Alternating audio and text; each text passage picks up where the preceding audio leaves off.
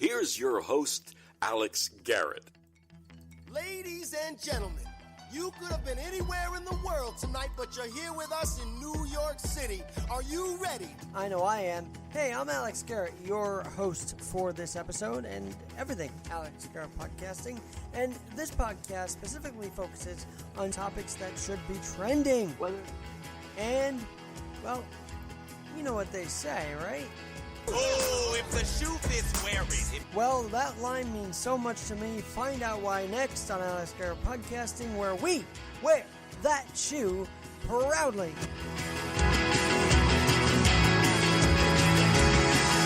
Whether it be a shoe, a rollerblade, a sock, I wear that piece of clothing proudly. I was very proud to watch my friend Renee Grown here on Alex Garrett Podcasting be inducted into the, let me get this right, by the way, because it's a very very not interesting. It's a longer name, and it's tough to remember off the top of my head. So let me get it to you right now. It's the Hispanic Heritage Baseball Museum Hall of Fame.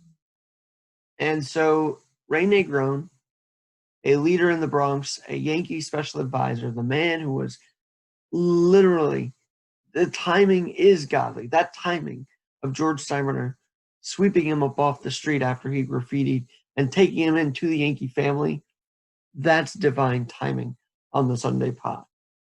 Well, yesterday, the Hispanic Heritage Hall of Fame, Baseball Hall of Fame, honored him, inducted him, and Squeegee, the one of the other Bat Boys, into the Hall of Fame. And Squeegee, of course, is now known as the guy who warmed up David Cone during his perfect game. So I'm honored to know both of them. I am very proud of them.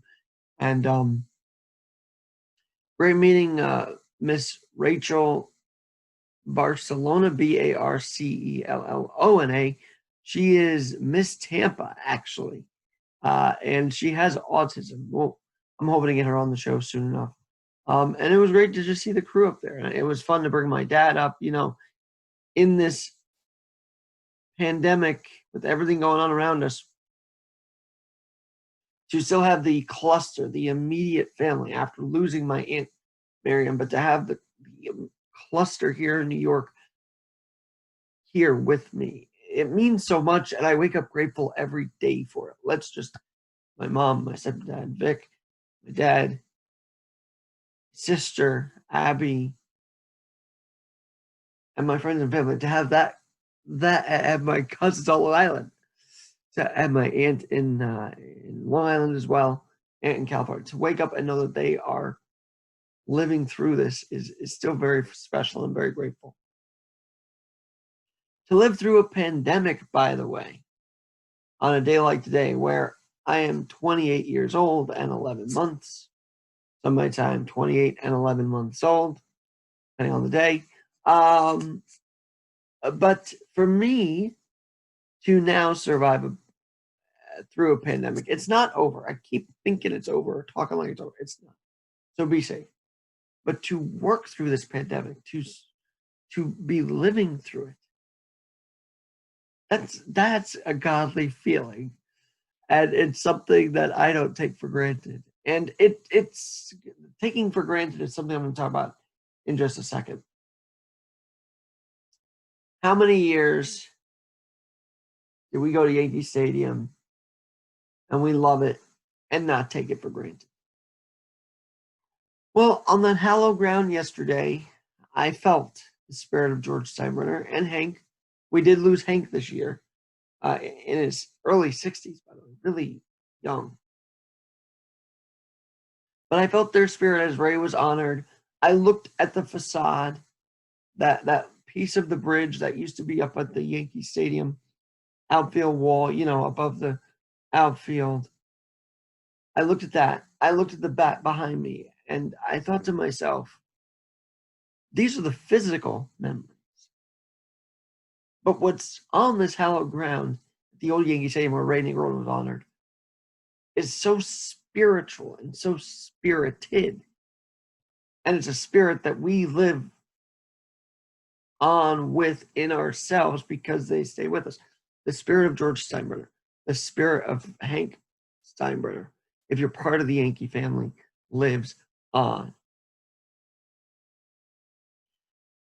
And this is where I'm starting to really feel this idea that what if God is bringing us to spirituality through loss? I'm not saying he is killing everybody.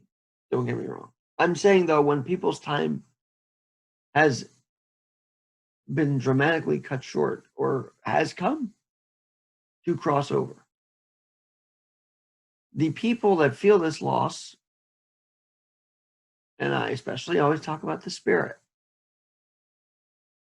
of Ruth Bader Ginsburg will live on that court. The spirit of, and by the way, you have to watch the CNN documentary on her, because all the things that she did on the court is why women became inspired to either join the court, to join the women's rights movement, to do something than stay at home. And I would say Ruth Bader Ginsburg led the way judicially in allowing the workplace to transform. And I love that. And you should too, by the way.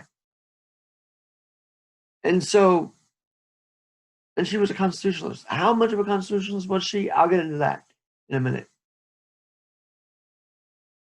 But what happened, what I've been feeling and noticing is that people are coming to spirituality through loss,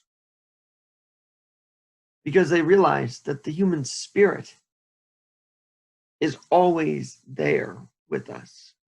I think we're realizing it even more. So now my question is, if we are going to be spiritual after loss, how can we be spiritual during life? How can we really, truly be better for one another during someone's existence on this planet? How do we work to stop kicking each other down in a time where fragility is real, where loss is real? And as I'm talking, I'm having flashbacks to talking to Hank Steinbrenner just a few years ago. That's how closely, that's how recent he is in my memory, a few years ago. Always pleasant, always great to talk to, always want to know how my dad and I and my family are doing. And that was very special. That is very special. Had lunch with him and Dylan Batantis and Ray Negron in Tampa in 2011. But so the challenge now to me is, if people could say her spirit's going to live on, she was a great person, let's look at that in our own life. And I don't know how to come at this. I just know that I try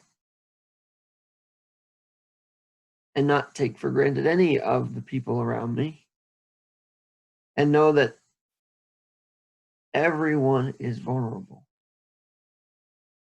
Somehow I've been closer to spirituality through this because I'm feeling the spirit, and I'm learning to, if I'm not doing enough already, to continue to not take for granted the physical being of someone on this earth.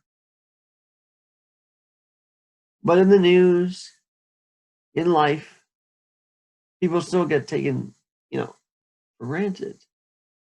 And I'm here to challenge those who think or know subconsciously that they take someone for granted to stop. I'm here to say today, if we can honor a spirit of someone living, of someone who has just passed away, why not honor their spirit while they're here? How hard is that? Nothing is guaranteed anymore. And I'm normally positive, but this is just the reality. But how do you make positivity of that guarantee, that non-guarantee? You work harder to love them. You work harder to be there for them. And I guess the other key is not expecting anything in return. Just being there for them. That's how you can feel happy. It's saying, well, okay, I'm grieving a national icon today. Or I'm grieving the founder of the Yankees, George Summer, to this day, because I miss him. But I'm gonna, Ray took that grief and he's done something with it. He's not taken that for granted. He's talked about it. He's shared it. He's protected the legacy and shared the legacy of George Summer. And so, if you are grieving today a loss of a loved one, a loss of Ruth Bader Ginsburg, and you miss her spirit and her physical being, look around you today and say,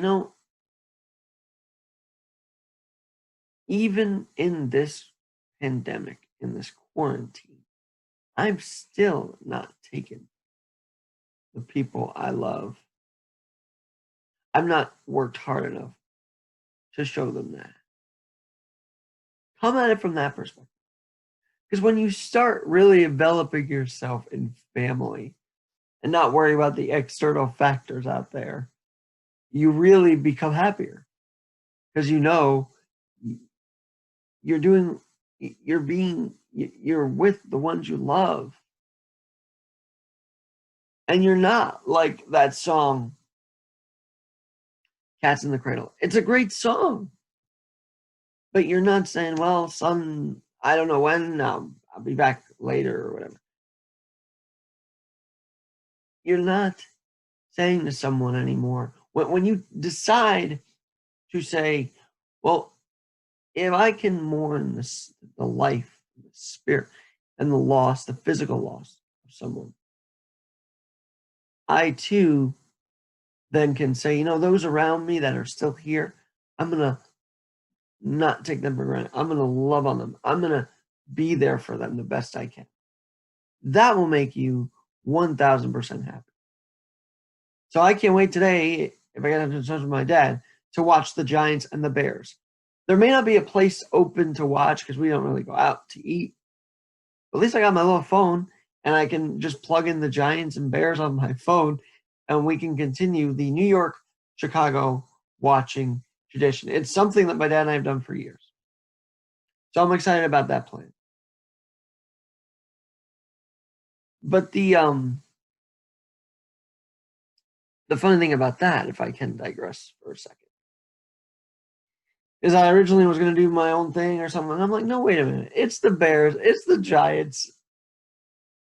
It's also a chance to interview my dad. I'm really hoping to interview my father for this podcast. I really want to. It would be the trifecta. I'd have interview my mom, my stepdad Vic, and then my dad. That trifecta would be so special to me. You have no idea. No idea. So we'll see how that goes. But I'm thinking to myself, why do I want to wander around to some place where my dad isn't, or why do I know? Why do I want to just go? When the right, and honestly, the best thing to do, the fun thing to do is watch the Giants Bears. Since I was 6 months old, he's taken me to games. And especially today when I am literally a month away from turning 29. Why not spend the day with dad before work? That's kind of how I'm seeing it play out. But that's God talking to me. That's God helping me realize, hey, your dad's here, and you should watch the game with him. And I am totally in agreement, and I can't wait to. Even if there is no external place to watch it, at least we watch it by him. He doesn't have a TV, but we'll watch it in his place and enjoy it. So there's that. And I'm going to write about this because I really feel like if God's bringing us spiritually closer to spirit in general through loss, then why not pick up the page, pick up the torch or the mantle and say, all right, well, then let's start honoring the spirit of those who are alive. Let's start really embracing the presence of those around us right now. Friends, family, loved ones, a lover if you have, a wife, husband if you have, kids. Let's stop looking for the external. Because internally, that's going to make us feel even more like ish. Almost said shit. Ish. You know why? Because when the external lets you down, you start wondering why. When the internal, in the family lights you up and you're so excited to be around them. I mean, we had an amazing Rosh Hashanah dinner on Friday night. Vic made amazing brisket. When you are around family, and when you have been the last few months and your bond is strengthened through that quarantine, that's the internal validation. That's the love you really want to be around. It makes the external feel like, well, why am I going after that? Why am I doing this and the other? No. Let's be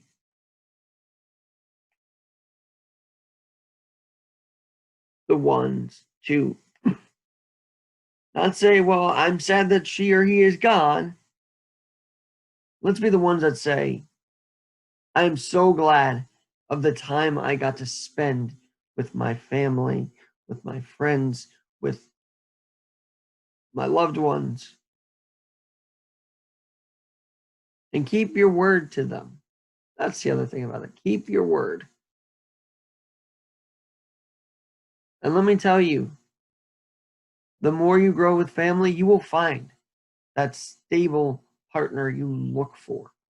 I truly believe that. But I think loving oneself first is loving those around them first and being there for them the best you can.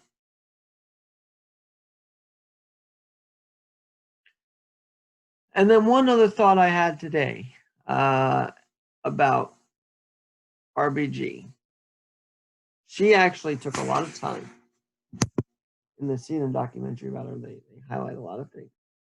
She actually took her time to look inside the sections of the amendment. It wasn't just like the 14th Amendment she looked at. She looked at the line that says there's equal protection of law and wanted that gender equality for women. And I mean, the strides she took, the glasses ceiling she broke for so many, including those who fought alongside her for wins. It was impressive to watch. It was very impressive to watch. And I happened to look up some amendments that I was interested in. And of course, the one that's been bandied about, talked about, is the 25th Amendment, which is president out of office if he's unable to do his duties. There's been a lot of talk about that. Congress hasn't done that. They just are trying to get to November. But I wanted to just tell you one line that I thought was great from Politico, because this was back in 2018 it was written, but it's hilarious. Can I share a little humor to end this dark weekend of now debates? Can I share a little humor? Joshua Zeitz who was a political magazine contributor, editor, author of Building the Great Society inside Lyndon Johnson's White House. Joshua Zeitz, Joshua M. Zeitz. He said,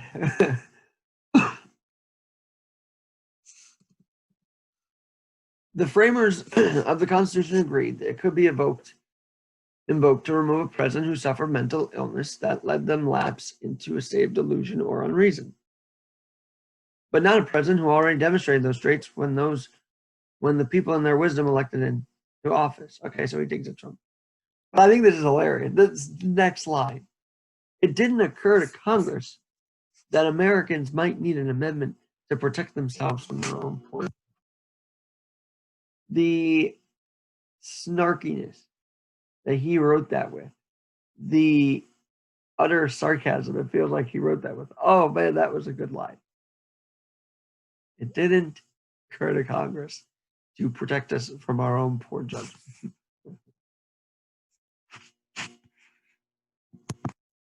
And, well, whether, I can say, I can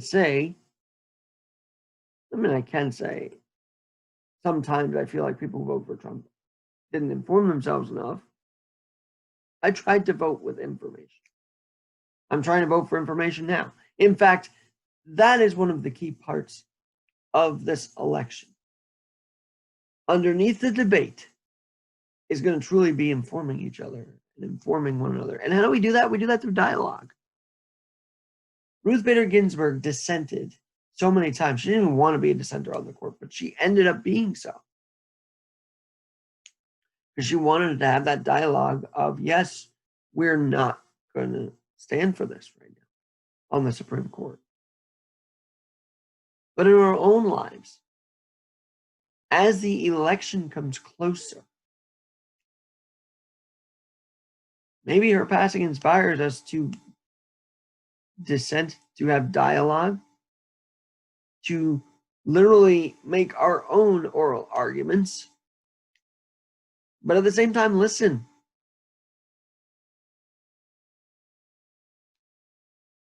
This year cannot end in much more chaos, can it? I mean, this year cannot continue spiraling, can it?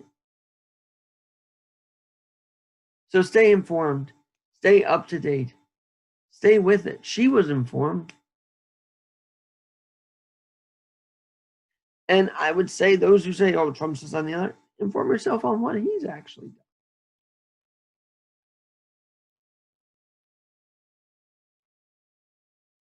There is a lot of disinformation almost every day from either side. I'll give you that. But just blaming the disinformation is so lazy to me. Find the information then. She did. Ruth Bader Ginsburg found the information in the Constitution. That's how she built up her career, by going to law school. She didn't say, well, they told me this, that's disinformation, I'm not going to go further. She went further. She examined every article of the Constitution. She didn't say, well, that's disinformation, and let's leave it at that. It's like, no, I want to know what's really going on here. And that's the mentality we need to have this coming November, in the spirit of RBG, in the spirit of electoral freedom, too, I would say.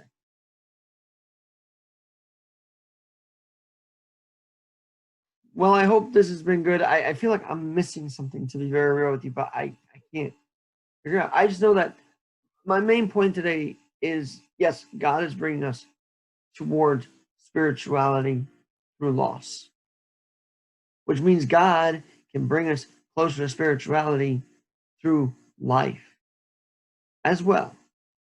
We just, again, have to work for it, have to see through the disinformation. We might even hear about someone who's living right now in our own life. See through it, work through it, get away from it. See people's spirits for themselves right now as they are on this earth. It's only fair, it's only right, it's only just. And in a weekend when we talk about justice, Supreme Court Justice Ruth Bader Ginsburg being just is arguably the best thing we can be in our family and friends' eyes, in God's eyes. And internally, I think we'd be a lot more happier if we're just. I'm Alex Garrett. Have a great rest of your Sunday. NFL Week 2, Giants, Bears. Looking for a Giants win here. The Jets play today as well after that debacle last week. Let me tell you who they're playing. They play the Niners out over here at MetLife Stadium. Their quote-unquote home opener, even though no one's there. So we'll have to see. I'm Alex Garrett. We'll talk to you soon. And prayers for the 14th straight station as an A train has been derailed just a few minutes ago. Citizen reporting that. And prayers for those on that A train and those at the 14th Street, 8th Avenue station. I'm Alex Garrett. Again, be just and be grateful. Have a great day.